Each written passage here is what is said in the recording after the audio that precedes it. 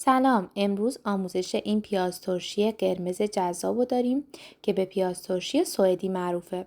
خیلی راحته و آسونه و توی کمتر از 3-4 روز آماده میشه. به 3-4 عدد پیاز بنفش یا پیاز ارغوانی نیاز داریم. البته که دوستان بهش پیاز قرمز هم میگن. همونطور که میدونین این پیاز به خاطر طعم ملایمی که داره برای خوردن به صورت خام و همچنین ترشی و سالاد خیلی مناسبه. پیازها رو از سمت سر به سمت ریشه برش بزنید به اندازه های حدوداً 2 تا 3 میلیمتر. بعد از اینکه برش زدین حلقه ها رو از همدیگه جدا کنید. داخل یه ظرف شیشه‌ای تمیز پیازها رو بریزین و 4-5 تا دونه فلفل سیاه کامل نکوبیده بهش اضافه کنین و دوباره پیاز رو بریزین و روش هم 4-5 تا دونه اضافه کنین و کنار بذارین. مدل دوممون پیازهایی که کوچیک‌تر هستن رو به صورت حلقه کامل خرد کنین که خیلی قشنگتر و جذابتر میشه. داخل ظرف شیشه‌ای بریزین به همراه یک فلفل قرمز خشک یا تازه و 2 تا 3 حب سیب.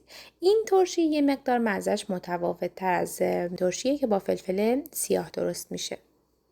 برای آماده کردن آب ترشی توی یک ظرف 1 لیوان آب، نصف پیمانه سرکه که از هر نوع سرکه‌ای که دوست داشتین میتونین استفاده کنین. من از سرکه سیب استفاده کردم. به همراه 2 قاشق غذاخوری شکر و 1 قاشق غذاخوری نمک رو بریزین، خوب مخلوط کنید و روی حرارت بذارید. حدوداً 4-5 دقیقه روی حرارت باشه خیلی خوبه به خاطر اینکه دونه‌های شکر و نمک کاملاً حل بشن. بعد از اینکه از حرارت افتاد روی پیازها بریزین و بعد هم در جای خنک بذارین. میتونین توی یخچال هم نگه دارین یا توی یه کابینت. فرقی نمیکنه. بعد از 3-4 روز آماده خوردنه. برای اینکه ترشیتون جذاب تر بشه رنگش میتونین بهش یه کمی لبو یا آب لبو هم اضافه کنید.